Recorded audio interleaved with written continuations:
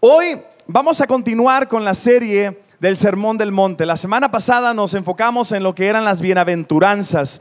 Vamos a hacer un examen muy rápido entre todos que estamos aquí presentes. Vamos a recordar cuáles fueron unas de las 8 bienaventuranzas o bendiciones o dichas que tenemos disponibles para nosotros, que estudiamos la semana pasada en Mateo capítulo 5 sin ver sus apuntes.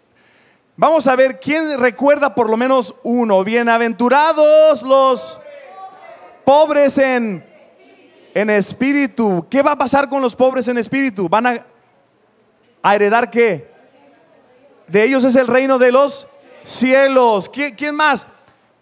Bienaventurados los que lloran, porque ¿por qué? Serán consolados. Qué padre bendición tienen los que lloran. ¿Qué más? Recuerden, bienaventurados los pacificadores. ¿Por qué? Serán llamados hijos de Dios. Allá dijiste algo, Xochitl, también tú. Los mansos, no mensos, los mansos. Que los mansos o también los humildes, lo vimos la semana pasada.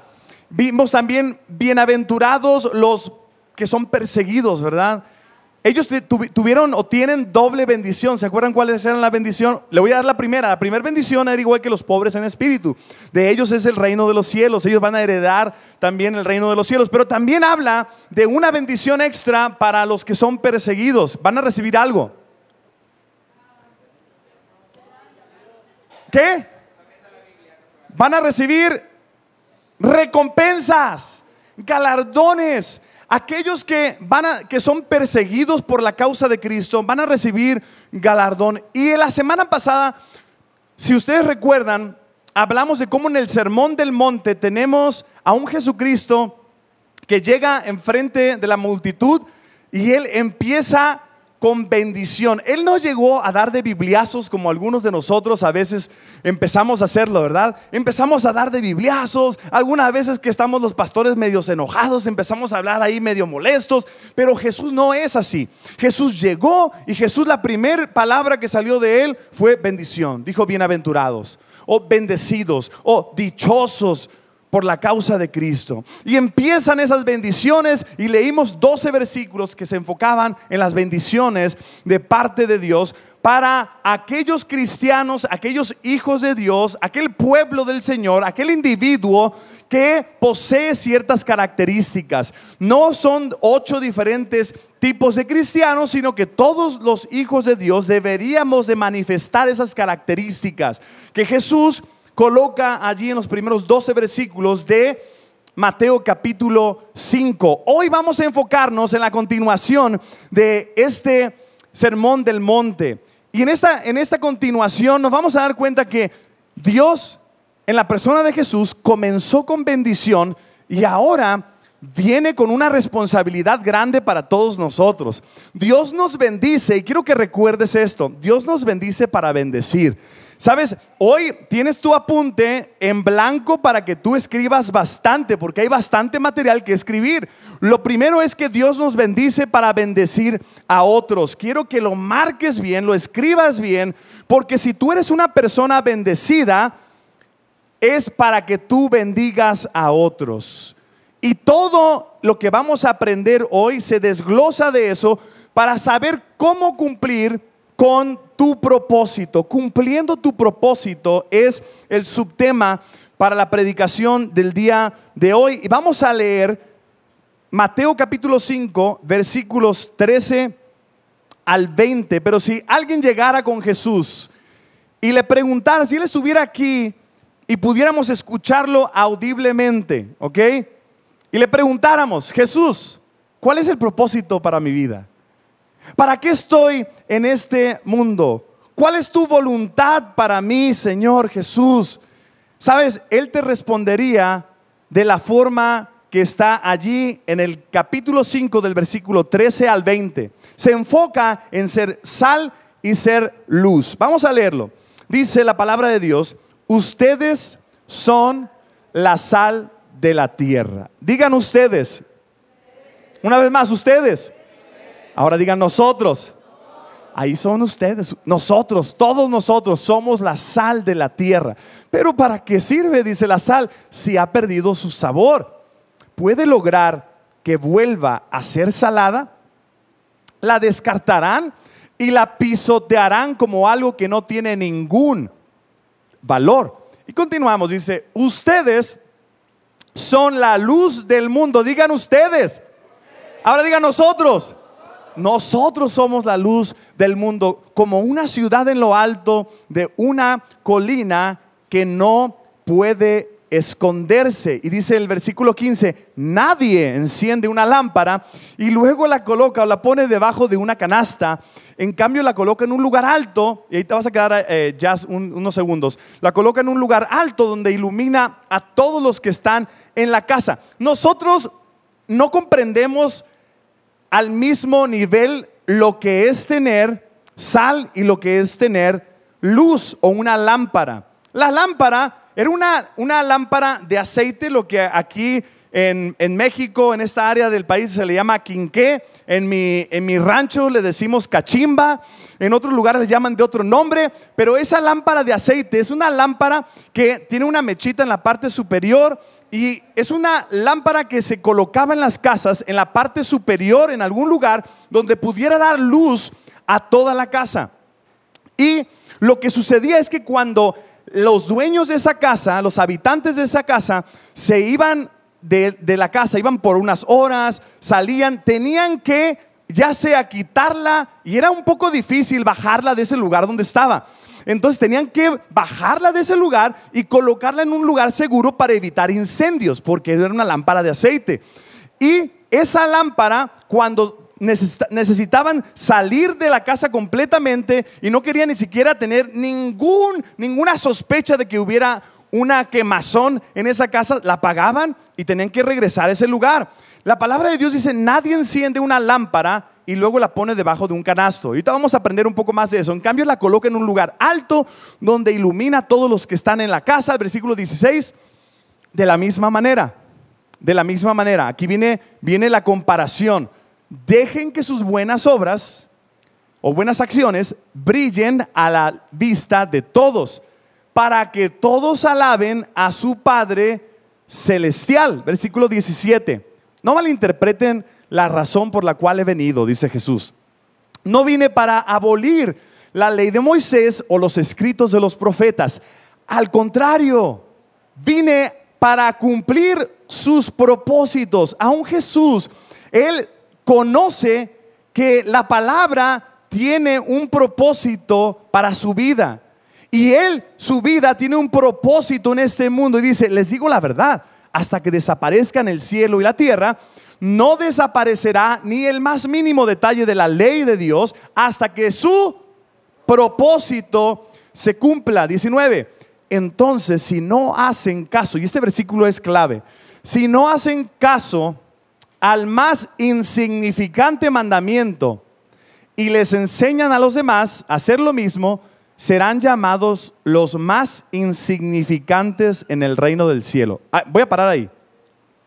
Fíjate cómo a veces leemos ese pasaje, ese versículo, o a veces escuchamos esto.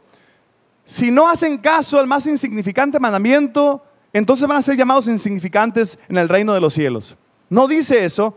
Le hace falta una parte. Dice, si no hacen caso al más insignificante mandamiento y les enseñan a los demás a hacer lo mismo.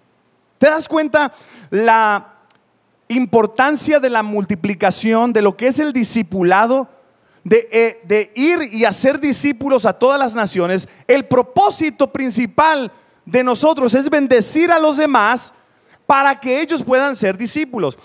Cada semana decimos juntos lo que es la misión de Iglesia Vida, y nuestra misión es alcanzar a cuanto más personas podamos con el mensaje de vida de Jesús, para que lleguen a ser discípulos comprometidos con el Señor en amor. Algunos dicen, ¿qué onda? No lo vi. ¿Dónde estaba? Vamos a ponerlo ya, si te aparece por ahí. Lo vamos a decir todos juntos para que todos los que no saben qué onda, qué pasó. Es que la mayoría de nuestra congregación se lo sabe de memoria porque lo decimos cada semana. Nuestra misión es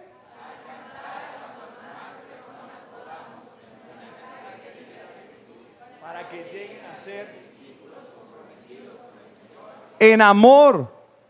¿Te das cuenta que esto no fue una idea de un pastor, no fue la idea de una iglesia? Esto fue una idea de Jesús.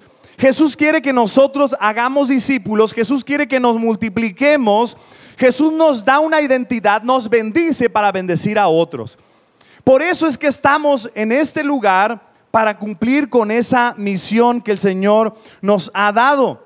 Hoy vamos a enfocarnos más en cómo ser de influencia o de bendición a los demás con todo lo que hemos ya recibido de parte de Dios. Ahora Jesús le da vuelta a la moneda. Nos habla del propósito de que hayamos recibido tantas bendiciones. El hecho de que tenemos una identidad y Dios quiere que uses esa identidad, que hagas uso del propósito para el cual fuiste formado y que puedas influenciar, que puedas afectar positivamente a las personas que están alrededor tuyo. El versículo continúa allí, dice: serán llamados los más insignificantes en el reino del cielo. Pero viene el contraste y dice: pero el que obedece las leyes de Dios, y una vez más, y las enseña, será llamado grande en el reino del cielo. Versículo 20: les advierto, a menos que su justicia supere a la de los maestros de la ley religiosa y a la de los fariseos, nunca entrarán en el reino del cielo. ¿Cómo es que Jesús se atrevió a decir esto en el versículo 20? ¿Sabes por qué? Porque en esos tiempos había maestros religiosos, maestros de la ley, fariseos, personas que conocían la escritura y podían dar los más bellos mensajes que te puedes imaginar, con una capacidad de conocer la escritura, versículos, lugares. Había personas que sabían exactamente dónde se encontraban algunas palabras en el centro de todo el pergamino. Había personas que conocían tan bien la escritura, pero no la practicaban.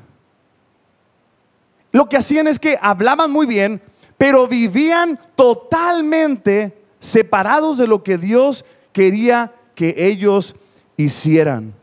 Ahora Dios nos llama a hacer la diferencia. Dios quiere que en ese cumplir del propósito para el cual fuimos creados, afectemos a los demás. Jesús usa dos ejemplos muy sencillos de ilustrar lo que somos en este mundo. Por un lado, tener muy poco o abusar de ambas podría afectarnos tremendamente. La sal y la luz. Y dice que nosotros somos la luz del mundo. Nosotros somos la sal en este mundo. Y vamos a enfocarnos hoy, en primer lugar, escribe allí sal. Vamos a ir al propósito de la sal. Porque si dice la Biblia que somos sal en este mundo, ¿cuál es el propósito de la sal? Si queremos cumplir con ese propósito, qué bueno que me preguntas eso. ¿Sabes? La sal era tan valiosa en aquellos días, que a veces se usaba por dinero. A veces se usaba como para pagar a los soldados y a ciertas personas en el gobierno. Se les pagaba con unas bolsas de sal. Imagínate que llega la quincena y llegas con tu esposa bien contento: mi amor, ya llegué. Ay, mi amor, qué bueno, porque ya nos hace falta ir por el mandado. Y pues aquí mi jefe hoy me dio una buena paga. ¿Cuánto te pagó, mi amor? 3 costales de sal. ¿Qué? 3 costales de sal. ¿Pero qué vamos a comprar con eso? No, pues es que la Biblia dice que tiene mucho valor, ¿verdad? Pero la verdad es que la Biblia nos habla de que tenía mucho valor, porque en esos tiempos la sal no se usaba como la usamos simplemente hoy. Hoy no pensamos mucho en la sal porque podemos obtener cualquier cantidad de sal en las tiendas. Por ejemplo, ¿cuántos tienen un salero en su casa? Levanta la mano si tienen un salero. Todos, ¿verdad? ¿Cuántos tienen por lo menos 2 tipos de sal? La sal granulada, la sal de mar. Muy bien. ¿Cuántos tienen hasta la sal, esa rosita del Himalaya? Levanta la mano. Y no, en el segundo hay más, ahora sí. Pero te das cuenta, yo no entiendo esa sal del Himalaya, pero dicen que tiene más minerales, está más cara y no sé qué más. Pero escuchen, ustedes van a la tienda compran la sal, la colocan en un salero, tiene ahí sus hoyitos en la parte de arriba y la ponen ahí en los huevitos estrellados, en la comida, en la preparación, los caldos. Es riquísima la sal cuando la usamos de esa forma, pero tendrías una perspectiva totalmente diferente si tu vida dependiera de la sal. Si tu vida estuviera ligada, vinculada a qué tanta sal tienes. Y sabes, los cristianos, dice la Biblia, que debemos operar, debemos actuar, debemos de vivir el propósito de la sal. Somos la sal de este mundo, tenemos valor infinito, tenemos un valor grande. Vamos a ir a la palabra de Dios, Segunda de Reyes, capítulo 2, versículo 20 al 22. Segunda de Reyes, capítulo 2, versículos 20 al 22. Dice la escritura, Eliseo dijo, el profeta, tráiganme un recipiente nuevo, pónganle sal. Así que se lo llevaron al profeta. Y Eliseo fue hasta el manantial que suministraba el agua a la ciudad, le echó la sal y dijo, esto dice el Señor, yo he purificado el agua, ya no causará muerte ni esterilidad. Desde entonces el agua quedó pura, tal como dijo Eliseo. Y vemos aquí en primer lugar que la palabra de Dios nos está animando y comparando lo que es la sal en un aspecto físico, natural, y en un aspecto espiritual también. La sal tiene muchísimo significado y vamos a ir a través de ella para ver cómo podemos nosotros cumplir con ese propósito de la sal en nuestra vida. Fíjate, en primer lugar, escríbelo allí. Número 1, la sal provoca sed. Escríbelo, la sal provoca sed.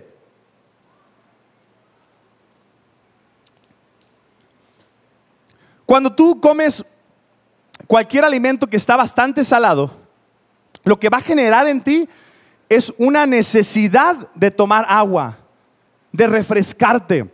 La sal te da y te provoca sed. Nosotros los cristianos debemos de vivir nuestra vida de tal forma que las demás personas empiecen a tener sed de estar con Dios. Tener sed de estar con la fuente de vida, del agua que satisface y nunca más da sed. El cristiano debe generar ese apetito por beber del agua de Jesucristo. Ahora te hago la pregunta, ¿qué tanto pones esto en práctica? ¿Qué tanto las personas cuando te ven actuar, cuando te ven hablar, cuando te ven observar ciertas revistas o ciertas páginas de internet, o de acuerdo a lo que colocas en tus publicaciones en Facebook, en las redes sociales, qué tanto ellos dicen, yo quiero beber lo que él está bebiendo, tengo sed de lo que ella tiene, de lo que él tiene? Nosotros los cristianos debemos de cumplir el propósito de la sal, de provocar sed. Colosenses capítulo 4, versículo 6. La Reina Valera lo coloca de esta forma: sea vuestra palabra siempre con gracia, sazonada ¿con qué? Sal, para que sepáis cómo debéis responder a cada uno. Y aquí se refiere de que nuestra manera de hablar tiene que despertar el apetito una vez más en las demás personas de venir a Dios, de venir a Jesús. Las personas deben de escuchar nuestra forma de hablar de una forma sazonada con sal. Nosotros debemos demostrar nuestro carácter en nuestras palabras, en nuestros actos, en nuestros pensamientos. ¿Provoca sed tu manera de vivir? Número 2, la sal da sabor. La sal da sabor. ¿Qué tal cuando de repente te traen la comida y se les olvidó poner la sal? Híjole. Yo sé que aquí, como vamos a ver cuántos en el segundo servicio en comparación con el primero no comen sal. ¿Cuántos aquí no comen absolutamente nada de sal? Levanta la mano si no comes nada de sal. 1, 2 personas. Y todos los demás decimos, pobrecitos, ¿verdad? Sí, qué desabridos, dice. Pero fíjate, ¿A poco no cuando te traen los huevos estrellados y le pones la salecita así encima, se antoja más comerse? Nosotros cuando vamos a comer, necesitamos que la comida tenga sabor y la sal provee ese sabor que necesita. Pero los cristianos a veces olvidamos que la sal, que siendo la sal de este mundo, deberíamos también traer sabor a la vida de los que nos rodean. ¿Qué tal cuando llega un cristiano y que no empiezan a decir, chale, ya llegó el Ari? No, hay que estar todos serios porque Ari es bien desabrido. No, llega el Ari. No, se va a armar la pachanga con el Ari. No viene el doctor Alfredo, van a divertirse, van a jugar. Vamos a poder compartir sanamente, con buenas palabras, con buenas acciones, quienes somos en Cristo. La sal es para dar, no solamente provocar sed, sino también para dar sabor. El Hijo de Dios debería dar sabor a la vida de los demás. No creas lo que algunos te han tratado de vender, que ser cristiano es un montón de no. Es un montón de no. Entonces, el cristiano, cuando se acerca al no cristiano, al que no conoce de Dios, empieza a verlo como una persona legalista que solamente se enfoca en lo que no puede hacer. El cristiano saludablemente puede hacer muchísimas cosas. Este fin de semana nos fuimos a pasarla bien. Una noche, varios de aquí de la iglesia, nos fuimos con los chavorrucos a acampar ahí por la presa de Calderón. ¿Cuántos conocen la presa de Calderón? ¿Algunos? Unos 3, 4. Fuimos a la presa Calderón, fuimos a acampar, estuvimos pasándola súper bien. Todos los que estábamos allí, estábamos cantando, estábamos gritando, estábamos comiendo. A las 12 de la noche yo me fui a dormir. Pero algunas personas, que no voy a decir su nombre, pero los voy a ver fijamente. Yo me puse los tapones en los oídos. A las 5 de la mañana me desperté. Y estaban gritando como locos, ¡ay! Y pasándola bien y cantando. Y hay una persona en ese lugar que no conoce de Cristo.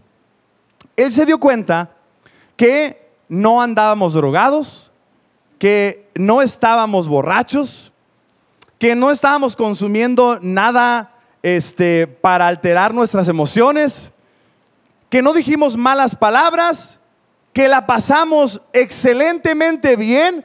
¿Y sabes lo que dijimos con eso? Somos sal y le damos sabor a la vida. Nosotros los cristianos somos para mostrar que venimos de un rey que nos trajo felicidad, nos trajo gozo, un gozo que depende no de las circunstancias, sino un gozo que depende de la presencia de Dios. Entonces vimos que la sal provoca sed. Número 2, la sal da sabor. Y número 3, la sal preserva, detiene la corrupción. Escríbelo ahí en tus notas. La sal detiene la corrupción. Hace muchos años, cuando todavía vivía en Sinaloa, mi mamá en ese tiempo se dedicaba a ir a los campos pesqueros a comprar carne de mantarraya. Había muchísima mantarraya en esos tiempos y mi mamá compraba esa mantarraya, la pulpa de la mantarraya, se la llevaba hasta nuestro rancho y ahí en el rancho mi mamá y varias personas más agarraban sal y lo que hacían es que empezaban a tallar la carne hasta que se le salía el jugo el jugo de la carne, hasta que se quedaba seca completamente esa carne, y esa carne se podía vender en las tiendas sin necesidad de refrigeración. Entonces lo que hacía la gente, los dueños de las tiendas, compraban esas láminas de carne de mantarraya bien salada y la tenían allí a la venta al público, y cuando llegaban cualquier persona a la semana, 2 semanas, al mes, podía llegar, comprar esa carne, la hierven con bastante agua, le sacan esa agua salada hasta que ya se queda la carne totalmente sin sal y pueden ahora sí guisarla y nunca se mantuvo en refrigeración. Esa función de la sal es detener la corrupción. Por eso necesitamos cada uno de los que estamos aquí presentes recordar que como sal debemos de cumplir con el propósito de detener la corrupción. Necesitamos entrar en acción como sal para detener la corrupción del pecado en este mundo. En aquel tiempo lo que hacían es que en lugar de refrigeradores tenían sal. Era valiosísima porque agarraban la sal y a todos los alimentos le ponían sal para que no se fueran a echar a perder, que no se pudrieran, que no entraran en corrupción. Los cristianos, queridos hermanos, debemos entrar en todas las áreas posibles para detener la corrupción. El cristiano debe entrar en la política. Algunos cristianos dicen, no, la política no es para los cristianos. Te aseguro que la política es para los cristianos también. Hay aspectos, hay ejemplos en la palabra de Dios donde gente de Dios, del pueblo de Dios, fueron líderes en la política de sus tiempos, hicieron una diferencia. Tú necesitas ser una persona que hace la diferencia en la política, en la universidad, en las universidades, en la comunidad, en las familias, en los hospitales. Necesitamos personas que vayan y sean líderes de hospitales, gente que vayan a partidos políticos y sean líderes, que sean personas que van y hacen una diferencia de detener la corrupción. Dejemos ya de quejarnos. Dejemos ya, por favor, de estar hablando de que somos pro o en contra de ciertos gobernantes. Estamos para orar por ellos. Y si tanto te molesta lo que hace un gobernante, postúlese para gobernante. Éntrele para ver si es tan fácil, ¿verdad? La realidad es que es muy difícil. ¿Sabes por qué? Porque la corrupción es grande. ¿Sabes por qué? Porque los cristianos no han entrado. Yo te animo a que entres con todo a lo que es el aspecto político, porque hace falta. La sal era importante para la supervivencia, ya lo vimos. ¿Sabes? Yo te quiero animar a que tú seas como esa sal que detiene la corrupción. Nosotros los cristianos ya hemos marcado una diferencia a través de las generaciones. Por ejemplo, ¿ustedes sabían que la Cruz Roja fue fundada por cristianos? ¿Sabían que las primeras universidades más importantes del mundo fueron hechas por cristianos? ¿Sabían ustedes que muchos de los orfanatorios comenzaron con cristianos? El cristiano necesita ser de influencia, de ser sal que detiene la corrupción y trae sanidad, trae bendición a los demás. Los cristianos siguen teniendo un impacto positivo en todo el mundo, pero ¿sabes qué es lo triste? Que hay una corriente donde el cristiano actual está llegando a parecerse tanto a los no cristianos que ya no se pueden identificar quiénes son y quiénes no son. Ya no saben. Es que ya hablan igual, ya se comportan igual, ven lo mismo, fuman lo mismo, hacen lo mismo. Estamos para marcar la diferencia, queridos hermanos. Debemos de hacer la diferencia en todos los sentidos. Los cristianos, como la sal, deben tener contacto para la influencia. Les dije, la sal se ponía en los alimentos para que se pudiera preservar. Los cristianos que nada más vienen el domingo a la iglesia, nos juntamos, somos una montaña de sal. ¿Sabes para qué sirven las montañas de sal? Como dicen en mi tierra, para nada. Para nada. El cristiano que nada más se junta es un montón de sal. Pero el montón de sal no sirve para nada, a menos que se aplique en los alimentos, a menos que se aplique en aquello que queremos detener la corrupción. El cristiano, querido amigo, perdona que te lo diga, el cristiano que solamente se reúne el domingo y todo el resto de la semana quiere hacer un efecto de que lo que hizo el domingo va a ser suficiente para todo el resto de la semana, es solamente una montaña de sal que no sirve para nada. Pero los de Iglesia de Vida no son así. Los de Iglesia de Vida lo que hacen es que van y detienen la corrupción. Los de Iglesia Vida, vamos, hacemos la diferencia. Los de Iglesia Vida, cuando llegan una persona y empiezan a hablar mal y llegan con nosotros y dicen, hey, ¿sabes qué? Paremos de aquí en esto. Porque aquí está fulanito de tal, aquí está Carla, aquí está Benja, aquí está Marcos.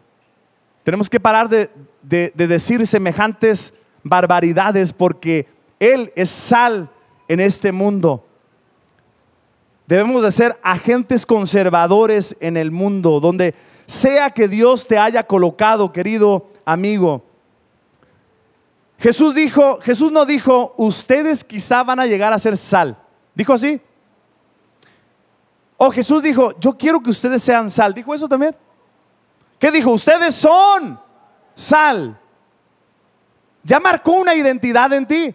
Eres sal, Beba. Eres sal, Natalie. Eres sal, Alejandro. Ari, eres sal. No espera Jesús que seas sal. Espera que tú cumplas tu propósito como sal.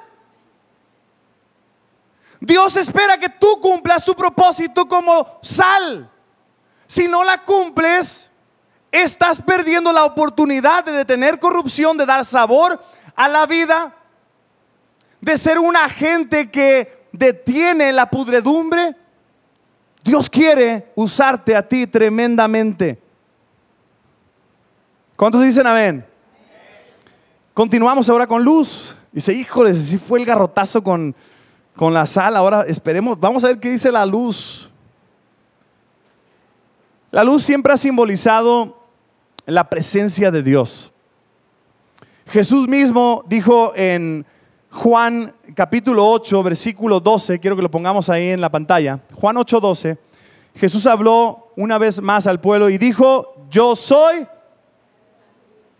la luz del mundo. Si ustedes me siguen, no tendrán que andar en la oscuridad, porque tendrán la luz que lleva a la vida.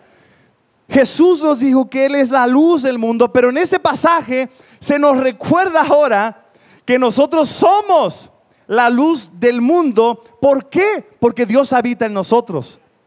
No tenemos luz propia, la luz que tenemos en nosotros es la presencia de Dios, y ahora con esa luz vamos a reflejar al mundo la presencia de Dios. Tenemos que entender primero que la fuente de luz no soy yo, sino es Dios. Número uno, Dios es la fuente de nuestra luz. Escríbelo en tus notas, por favor. Dios es la fuente de nuestra luz. Salmo 27, versículo 1, dice la palabra de Dios: el Señor es mi luz y mi salvación. Entonces, ¿por qué habría de temer? El Señor es mi fortaleza y me protege del peligro. Entonces, ¿por qué habría de temblar? ¿Sabes que yo no conocí el alumbrado público en mi pueblito hasta que tenía como unos 12, 13 años? En ese pueblito no había luz en las calles. Entonces, cuando queríamos salir en la noche, teníamos que ir en grupo o no salir porque era peligroso. Aunque era un pueblito pequeño, de repente había ciertas personas que no te querías encontrar con ellas en la noche. No era la suegra, no era la suegra. Algunos se quedaron así. No. Llegabas a ese lugar y buscabas estar en compañía de otros, y cuando pusieron finalmente la luz, el alumbrado público, era padrísimo ir y caminar de una forma segura. El Señor es mi luz y mi salvación. Dios es la fuente de nuestra luz. Por lo tanto, con tu propósito de ser luz, tienes que ir constantemente a la fuente de la luz. ¿Me están siguiendo? No es como que simplemente vas a venir a Cristo, ser salvo, y ahora ya tienes tú la luz donde vas a estar reflejando constantemente con un faro para todos lados. Si no vas a la fuente de la luz constantemente, no vas a poder reflejar esa característica del Hijo de Dios de ser luz.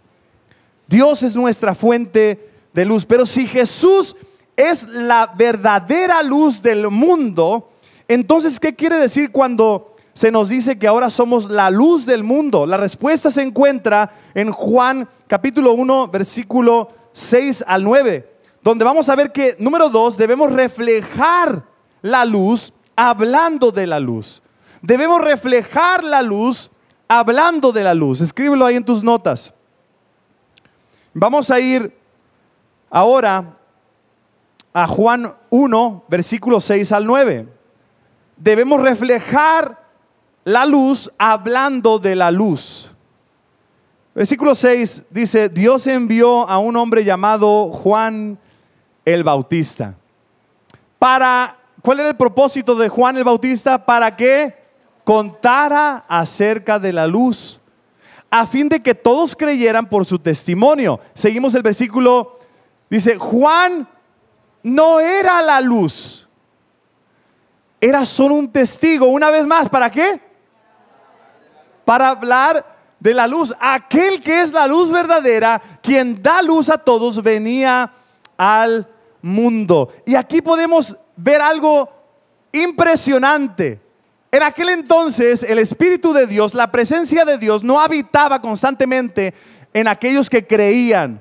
Eso fue hasta después de Hechos capítulo 2, que el cristiano ahora recibe la presencia de Dios en la forma del Espíritu Santo y tiene la luz de Dios constantemente.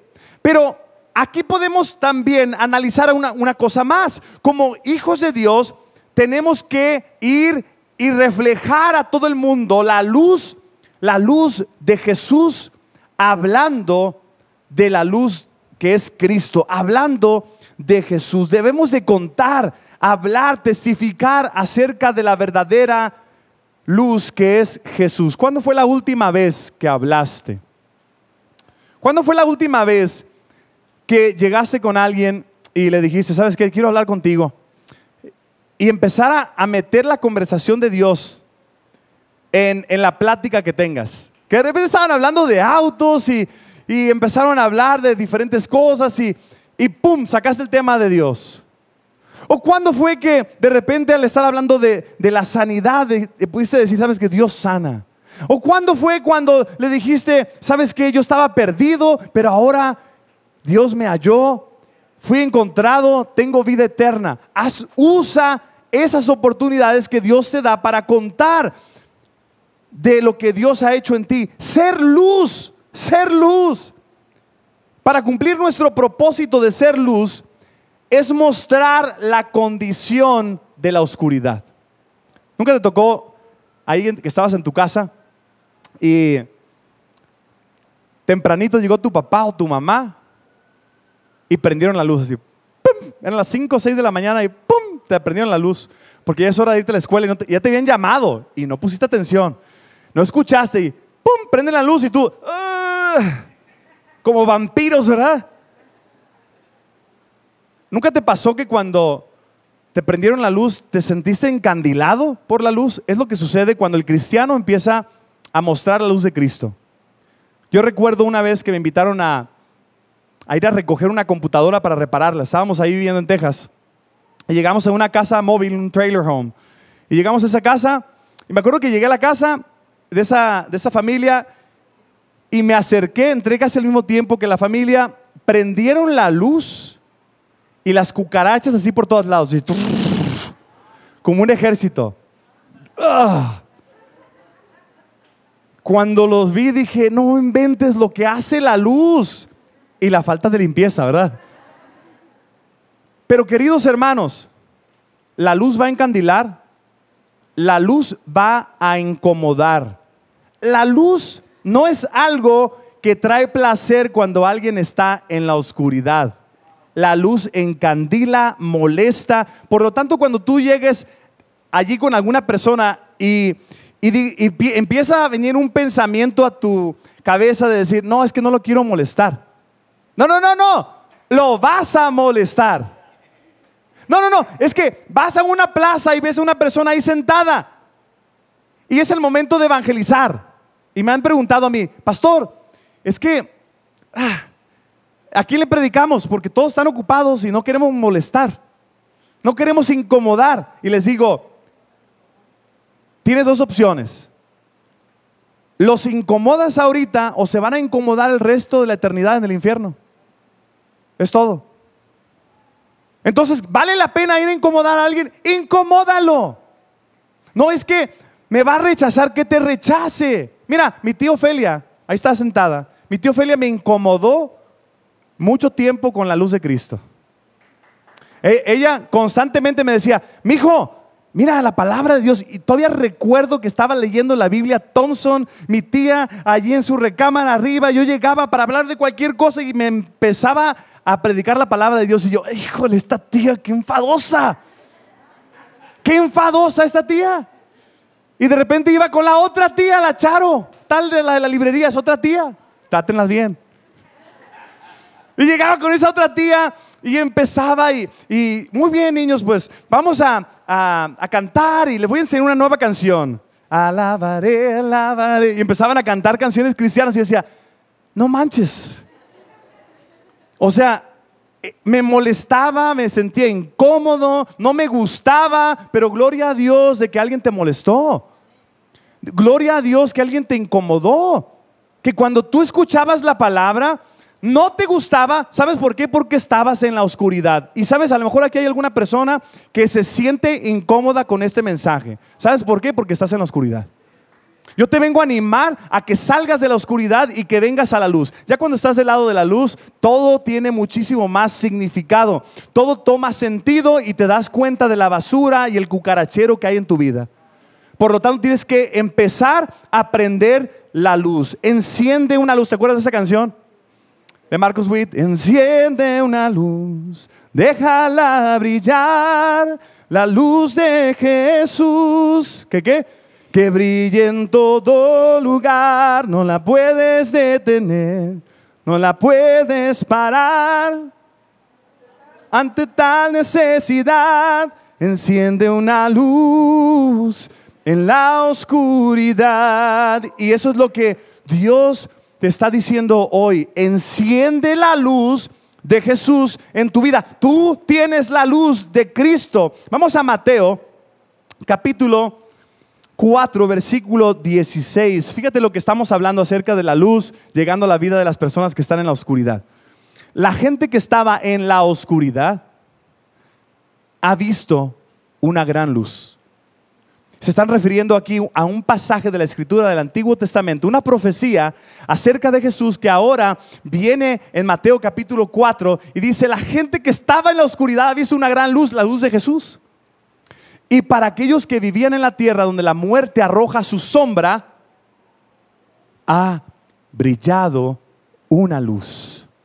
Querido amigo, la luz de Jesús que está en ti debe de brillar, debe de encenderse, debe de traer guía, debe de traer lo necesario para que las personas se den cuenta de su condición y que puedas apuntar a Jesucristo.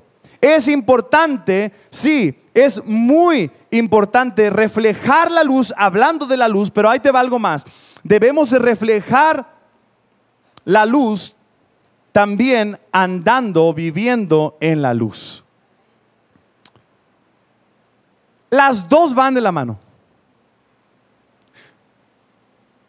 Pero generalmente la segunda que te acabo de decir es la excusa para la mayoría de los cristianos de no compartir la palabra de Dios. Dicen: no, es que yo comparto con los demás con mi testimonio.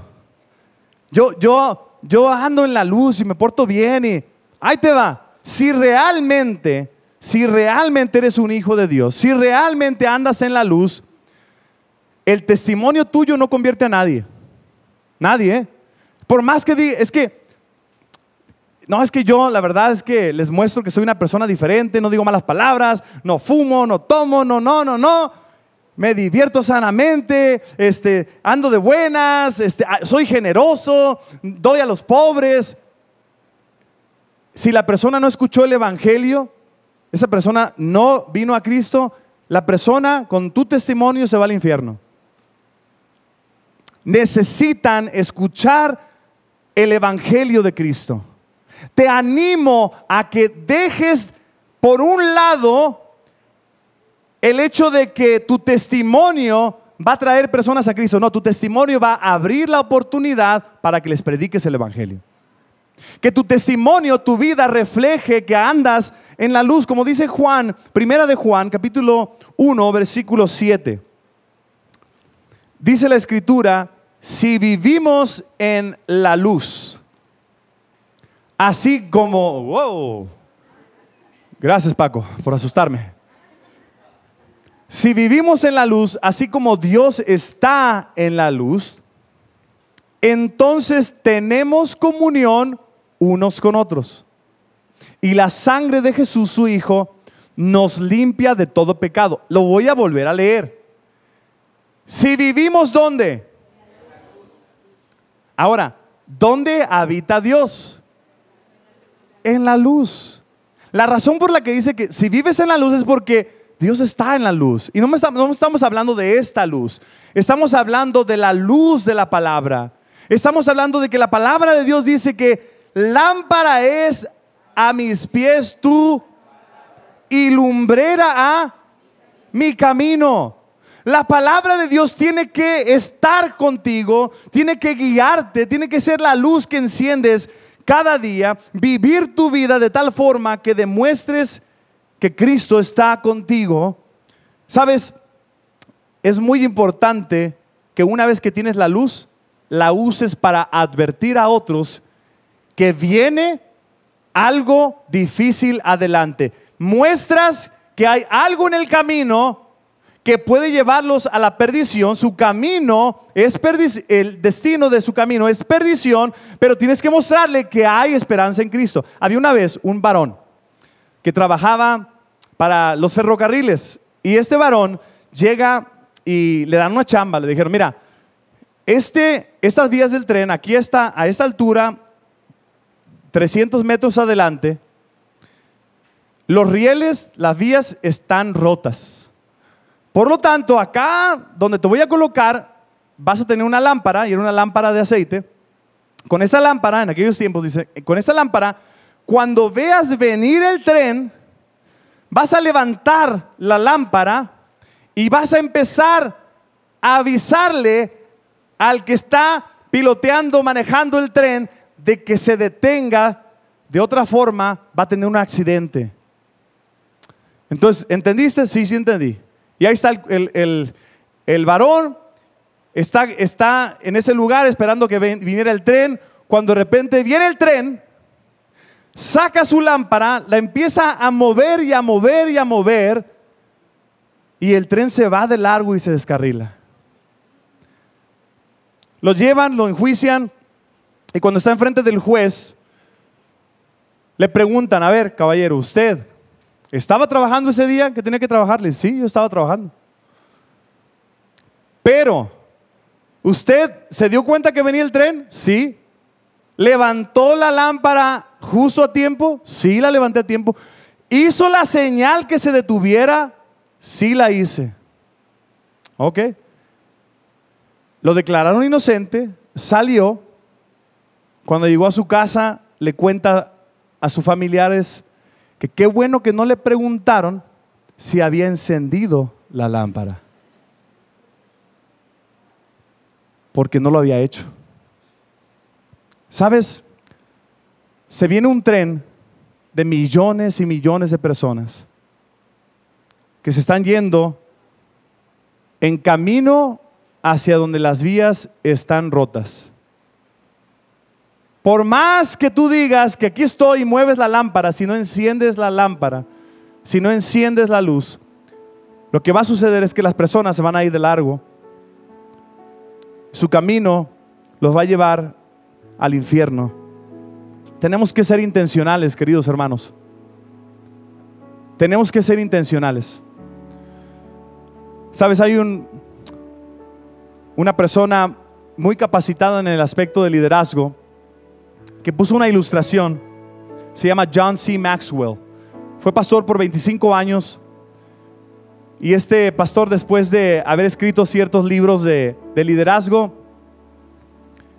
pudo tener acceso al mundo corporativo, las empresas seculares, y tuvo mucha influencia. Se dio cuenta que podía compartir el evangelio en muchas ocasiones. Y él colocó una ilustración para hablar la importancia de ser intencional, hacer algo al respecto. Dice, un hombre cayó en un pozo de donde no podía salir. Una persona subjetiva pasó por allí y le dijo, qué mala onda que esto te sucedió. Y se fue. Una persona objetiva pasó y le dice, no, es que era lógico que alguien se fuera a caer en ese pozo. Y pum, se fue. El que pertenecía a la ciencia cristiana, una pseudo iglesia que no es iglesia, pasó y le dice, tú solo piensas que estás en el pozo, pero no estás. Ahí nos vemos. El legalista le dice, solo las malas personas caen en el pozo. Ahí nos vemos. El reportero trajo su equipo de televisión, transmitir todo lo que había sucedido para que se cayera en el pozo. Dijo, hay que transmitir esto para que no vuelva a suceder. El fundamentalista dijo, tú mereces estar en el pozo. El calvinista dijo, si tú fueras salvo, nunca te hubieras caído en el pozo. El carismático le dice, solo confiesa que ya no estás en el pozo y todo va a estar bien. El realista vino y le dijo, wow, eso es un pozo. Y se fue. El del SAT pasó y le dijo, oye, ¿ya están pagando los impuestos de este pozo? Y se fue. El del ayuntamiento llegó y dijo, ¿sacaron el permiso para hacer este pozo? Y el cuate así sacado de onda, ¿no? El de inspección y vigilancia llegó y le dijo, tus gritos por salir del pozo son demasiado fuertes, por favor bájale los decibeles. Ese no era de Maxwell, era de Arriola. El positivo dijo, no, las cosas podrían estar peor. El negativo dijo, las cosas se van a poner peor. Y luego Jesús llegó y viéndolo en el pozo, extendió la mano y lo sacó de su miseria. ¿Sabes? Tú tienes una capacidad grandísima de ser sal, de ser luz en este mundo. Lo que falta es extender la mano. Lo que falta es que vayamos, hagamos la diferencia. Que como sal cumplamos con el propósito de la sal. Que como luz cumplamos con el propósito de ser luz. Vamos a orar. Padre, muchas gracias por tu palabra. Gracias, Señor, porque tú nos desafías con ella cada día. En esta tarde queremos agradecerte por recordarnos que somos sal en este mundo, que debemos de provocar sed de ti, que debemos dar sabor a la vida, debemos de detener la corrupción, Señor. Gracias porque tú nos muestras también que somos luz, tenemos la identidad de ser luz. Gracias porque tú eres la fuente de nuestra luz. Que tú, Señor, nos provees esa luz cada día en tu palabra. Gracias, Señor, porque nos animas a reflejar tu luz, hablando de tu luz y también viviendo en tu luz. Te quiero rogar, Señor, para que en este día, cuando salgamos de este lugar, seamos como tú, que extiendes tu mano y nos sacas de ese pozo de lodo cenagoso. Gracias porque sabemos que tú nos has colocado en la roca firme que es Cristo. Ayúdanos a ser ese tipo de personas, Padre. Ayúdanos a ser como tú. Aún con los ojos cerrados, me gustaría que tú te pongas a cuentas con el Señor. Quizá el Señor te está desafiando a que ya no seas una montaña de sal, sino seas una sal que se aplica y que detiene la corrupción, o quizá eres luz y lo que falta es que esa luz se encienda. Mientras tú te pones a cuentas con el Señor y empiezas a hablar con Él, me quiero dirigir hacia ti que no conoces a Cristo todavía. A ti que estás aquí presente pero no tienes la certeza de que un día vas a estar en la presencia de Dios. Ni siquiera tienes la certeza de que la luz de Cristo está iluminándote en este momento. A ti que te sientes incómodo, a ti que estás encandilado en este momento por la palabra, te animo a que no cierres tus ojos espirituales, que tú le permitas a Él que haga lo que solamente Él puede hacer, darte vida eterna. Jesús murió en una cruz siendo perfecto, dio su sangre, murió, fue sepultado y al tercer día resucitó. De tal manera te amó Dios que dio a su único Hijo. Si tú crees en Él, tienes vida eterna, no vas a ir a condenación. Ahí donde estás, si quieres venir a Cristo, cierra tus ojos, dile así: querido Dios, yo soy pecador, confieso que me he apartado de ti. Es más, nací siendo un pecador, como dice tu palabra, y hoy me doy cuenta de mi condición. Te necesito. Querido Dios, ven a mi vida. Yo creo que tu Hijo Jesús fue a la cruz por mí, pagó por mi pecado, recibió el dolor que yo debería haber recibido, dio su sangre, murió, pero al tercer día resucitó, y lo creo. Jesús, te ruego que vengas a mi corazón. Te pido que me salves. Te ruego que me des vida eterna. Gracias por la salvación que me has dado, por rescatarme de las llamas del infierno. En el nombre de Jesús, nadie esté mirando, todos con los ojos cerrados. Si nunca antes habías orado para recibir a Jesús, nunca habías tenido la certeza de que un día te ibas a encontrar con Dios para vida eterna, y hoy hiciste esta oración por primera vez, yo quiero terminar orando por ti, pidiéndole a Dios por tu vida. Ahí donde estás, nadie está mirando. Ahí donde estás, levanta tu mano bien en alto si tú hiciste esta oración por primera vez. Yo quiero terminar orando por ti. ¿Alguna persona hizo esta oración? Levanta tu mano ahí donde estás. Amén, amén. Veo tu mano levantada aquí al frente. Amén, puedes bajarla. ¿Alguna persona más que hoy dice: yo recibo a Jesús hoy por primera vez? ¿Alguna persona más? Muy bien, vamos a orar. Señor, gracias por la vida eterna. Gracias por sacarnos de las tinieblas para que andemos en tu luz admirable. Te pido, Señor, que continúes obrando en esas personas que hoy han pasado de muerte a vida. Dale, Señor, ese gozo que viene de estar contigo. Te amamos, bendecimos tu nombre, en el precioso nombre de Jesús. Amén. Dale un fuerte aplauso a nuestro Dios en esta tarde.